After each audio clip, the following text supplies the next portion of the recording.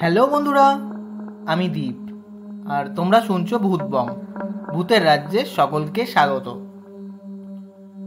আজ বন্ধুরা যেই ঘটনাটি শুনতে চলেছ, ঘটনাটি ঘটেছিল বিধাননগর রোড স্টেশনে।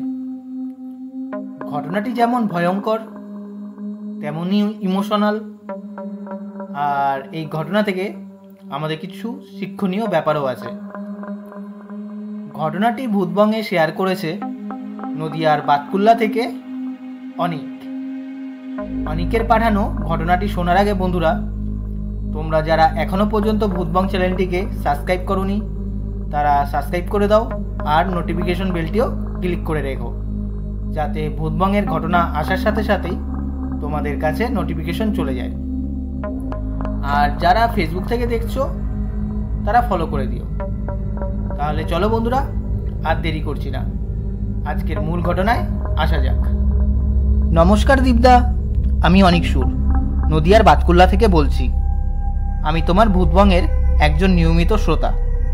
শনিবার এলেই তোমার ভূতবংয়ের ঘটনা শুনতে ভুলি না। আমার ভূতের ঘটনা শুনতে খুব ভালো লাগে। আমার জানা 3-4টে ভৌতিক ঘটনা আছে, যার মধ্যে একটি আমার নিজের সাথেই ঘটেছিল। সেই ঘটনাটি আজ ভূতবংয়ে শেয়ার করলাম। আশা করি ঘটনাটি ভূতবংয়ের দর্শকদের খুব ভয়ের লাগবে। ঘটনাটি ঘটেছিল 2022 সালে। আমার একটা চাকরির এক্সামের সিট বিধাননগরের TCS গীতবিতানে পড়ে। এক্সামটি ছিল আমার মর্নিং শিফটে। ভোরের ট্রেন ধরলে বাই চান্স লেট হয়ে গেলে এক্সাম সেন্টারে পৌঁছাতে তাই ঠিক করি রাতেই বিধাননগর চলে যাব। আমার সাথে আমার বন্ধু রনও যায়। রনকে নিয়ে যাই কারণ হচ্ছে এক্সাম সেন্টারে ঢোকার সময় ওর কাছে ব্যাগ ফোন রাখবো, তার জন্য। আমি আর রনো রাত 10:30টার কৃষ্ণনগর লোকালটা ধরি। ট্রেনটা বিধাননগরে পৌঁছায় রাত 12:30টায়। ওই স্টেশনের প্রত্যেকটা প্ল্যাটফর্ম ফাঁকা ছিল। আমি আর রনো প্রথমে প্ল্যাটফর্মগুলো ঘুরে দেখি, ঠিক করি লোকজন যেখানে থাকবে সেই জায়গায় রাতটা কাটাবো। কিন্তু কোনো প্ল্যাটফর্মে লোকজন ছিল না। আমাদের ট্রেনটা 3 নম্বর প্ল্যাটফর্মে দাঁড় করিয়েছিল, তাই ঠিক করি 3 নম্বর প্ল্যাটফর্মে গিয়েই বসবো। ওই প্ল্যাটফর্মে আরও একজন ছেলে বসা ছিল। আমরা ছেলেটার সামনে গিয়ে বসি। ছেলেটা আমাদেরই বয়সী, সাথে একটা কলেজের ব্যাগও ছিল। ছেলেটাই প্রথমে আমাদের সাথে কথা বলা শুরু করে। জিজ্ঞাসা করে TCS গীতবিতানে এক্সাম আছে নাকি। আমি বলি হ্যাঁ। উল্টো আমি জিজ্ঞাসা করি তোমারও আছে নাকি। ছেলেটা বলে হ্যাঁ, আজ ছিল ইভিনিংয়ে। আমি বলি তাহলে এখন এখানে কি করছো। বলে ট্রেন মিস করেছি। আমি আর অন্য ছেলেটাকে বলি আরে কটা ট্রেন মিস করেছো, অনেক ট্রেনই তো যাতায়াত করে এই স্টেশন দিয়ে। তারপর ছেলেটা বলে না, আমি যে ট্রেনটা ধরতাম সেই ট্রেনটা আমি স্টেশনে পৌঁছাতে বেরিয়ে গিয়েছিল। আমার আর রনর ছেলেটার কথাগুলো ঠিকঠাক মনে হচ্ছিল না, কারণ ইভিনিংয়ে এক্সাম শেষ হয়েছে। তার মধ্যে TCS গীতবিতান থেকে বিধাননগর স্টেশন পৌঁছাতে বেশি হলে 30 থেকে 40 মিনিট সময় লাগে। তারপরও বিধাননগর স্টেশনে অনেক ট্রেনই দাঁড়ায়। আমি কৌতূহলবশত ছেলেটাকে একের পর এক কোশ্চেন জিজ্ঞেস করে যাচ্ছিলাম। রনো আমাকে কানে ফিসফিস করে বলে দূর বাদ দে তো, এত কথা বলছিস কেন, ছেলেটা মনে হয় চোট্টোর হবে। তো আমি চুপ হয়ে যাই। ছেলেটা আমাদের সামনে বসে হেডফোনে গান শুনছে। আমি আর রনো পাশাপাশি বসে ফোনে মেসেজ করে কথা বলছি ছেলেটার ব্যাপারে। আমি বলি ছেলেটার পোশাক আর মুখ চুখ দেখে মনে হচ্ছে না চোর। ছেলেটার সব কিছু নর্মালি লাগছিল, শুধু কথাটার মিল পাচ্ছিলাম না। ইভিনিংয়ে এক্সাম শেষ হয়েছে কিন্তু ও ট্রেন পায়নি, এটাই আজব লাগলো। যাই হোক, আমি আর রনো ঠিক করি ঘুমাবো না, ভোর হলে এক্সাম সেন্টারের উদ্দেশ্যে বেরিয়ে যাব। দুইজন ফোনে পাবজি খেলছিলাম। ছেলেটা হঠাৎ আমাদেরকে বলে তোমরা পাবজি খেলছো। আমরা বলি হ্যাঁ, তুমি খেলো। ছেলেটা বলে হ্যাঁ, আমিও খেলি। ছেলেটা কিছুক্ষণ চুপ করে থাকে। তারপর বলে, রাস্তাঘাটে চলাফেরার সময় জানো এইসব খেলা উচিত না। আমি বলি, হ্যাঁ ঠিক বলেছ। ছেলেটা বলে, জানো আজ সন্ধ্যার সময় একটা ছেলে এই গেম খেলতে খেলতে লাইন পার হচ্ছিল, সেই সময় একটা ট্রেন ঢুকছিল, খেয়াল করেনি, ছেলেটা কাটা পড়ে যায়। ছেলেটার মুখে এই কথা শুনে একটু অবাক হই আর খারাপও লাগে। আমরা বসে গেম খেলে যাচ্ছিলাম। ছেলেটা বলে, আচ্ছা আমি একটু আসছি। আমরা ভাবি হয়তো টয়লেট করতে যাবে তাই, কিন্তু ছেলেটা আর আসে না, অনেকক্ষণ হয়ে যায়। আমি আর রনু আলোচনা করি, মনে হয় ছেলেটা মাথায় ক্যাক আছে। যাই হোক, আমি রনু সারা রাত বসেই ফোন ঘাঁটতে ঘাঁটতে কাটিয়ে দিই। ভোর হয়, 5টা বেজে গেছে। স্টেশনের টয়লেটেই দুইজন ফ্রেশ হই।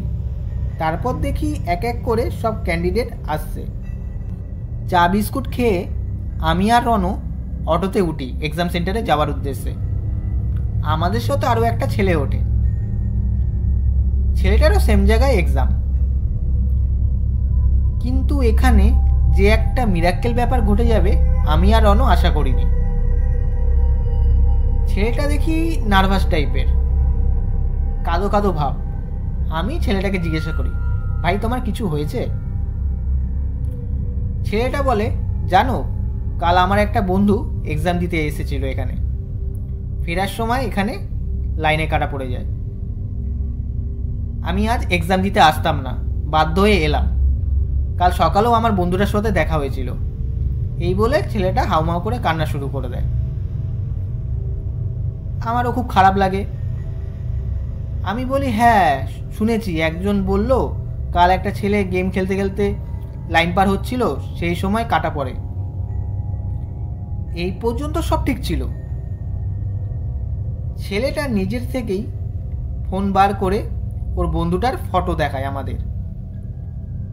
ফটোটা দেখে আমি আর রনু পুরো শক হয়ে যাই।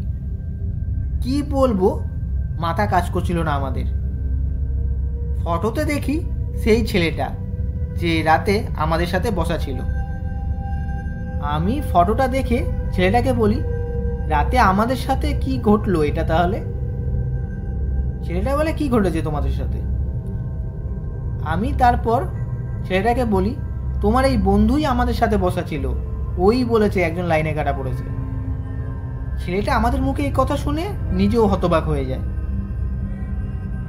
যাই হোক, এক্সাম সেন্টারে পৌঁছাই। এক্সাম দেব কি, রাতে কি ঘটলো আমাদের সাথে, কি ছিল জিনিসটা, সেই কথাই ভেবে যাচ্ছিলাম। এক্সাম শেষ হয়, ভালোভাবেই বাড়ি ফিরি। আশ্চর্যের বিষয় যে রাতে যে আমরা ছেলেটার সাথে সময় কাটালাম, আমরা কিন্তু জানতাম না ছেলেটা মানুষ নাকি আত্মা। জানলাম কখন? পরের দিন সকালে। আর ওই মৃত ছেলেটার বন্ধু আমাদের অটোতেই উঠতে লাগলো। এটা একটা মিরাক্কেলের ব্যাপার।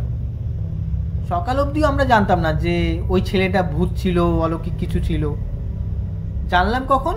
ওর বন্ধুটা যখনই অটোতে উঠলো, আমাদের সাথে কথা হলো, তখনই জানতে পারলাম। এটাই একটা মিরাক্কেলের ব্যাপার। যাই হোক, এই ঘটনার পর রনর 2-3 দিন খুব জ্বর ছিল। আর কেন জানি না 1 সপ্তাহের মতো রাতে আমি ঘুমাতে গেলেই খুব ভয় লাগতো। আমার বাড়িতেও ব্যাপারটা জানে, রাতে ভয় ভয় লাগতো, এই ব্যাপারটাও বলি। আমাদের এলাকার এক মন্দিরে নিয়ে যাওয়া হয়, ওইখানে আমাকে ঝাড়ানো হয়। তারপর থেকে আর এরকম ভয় ভয় লাগতো না। কিন্তু মাঝে মধ্যে আমি আর রনু দুজনই ওই ছেলেটাকে স্বপ্নে দেখতাম। দীপদা, এই ছিল ঘটনা। এই ঘটনা থেকে সবাইকে একটা কথা বলতে চাই, এখন আমিও নিজেও এই জিনিসটা পালন করি যে রাস্তাঘাটে চলাফেরা করার সময় গেম খেলা বা কানে হেডফোন গুঁজে রাখা কখনোই উচিত না। দীপদা, ঘটনাটা যদি ভালো লেগে থাকে তাহলে ভূতবঙ্গে পড়ে শুনিও। তাহলে বন্ধুরা, আজকের ঘটনাটা কেমন লাগলো? আর হ্যাঁ, এটা ঠিকই যে আজকাল খুব এটা দেখা যাচ্ছে যে রাস্তাঘাটে চলাফেরা করার সময় গেম খেলতে খেলতে বা কানে হেডফোন গুঁজে গান শুনতে শুনতে যাচ্ছে। এটা আমি নিজে কখনোই করিনি। রাস্তাঘাটে আমি বেরালে হেডফোন ইউজই করি না, আর গেম খেলা তো দূরের কথা। এগুলো নিয়ে সবার সচেতন হওয়া উচিত, না হলে এরকম অঘটন তো যখন তখনই ঘটে যেতে পারে। ভূতবঙ্গের সমস্ত দর্শকদেরই বলছি, তোমরাও এইগুলো করো না। মানে বাইরে গেলে হেডফোন ইউজ করতে লাগবে, গান শুনতে লাগবে বা গেম খেলতে লাগবে, এরকম না। বাড়ি এসেও তো অনেক সময় পাওয়া যায় এসব খেলা, গান শোনার। তো সবাই এগুলো মেনটেন করে চলো, রাস্তাঘাটে এইগুলো করো না। বাড়িতে যত ইচ্ছা গান শোনো, যাই করো না কেন। তাহলে তোমরা ঘটনাটা কেমন লাগলো কমেন্ট করে জানিও। আর তোমরাও যদি ঘটনা পাঠাতে চাও তাহলে আমাদের ভূতবঙ্গের ইমেল আইডি bhutbongofficial@gmail.com পাঠিয়ে দিও। তাহলে চলো বন্ধুরা, আজকের জন্য এইটুকুই। Tata bye.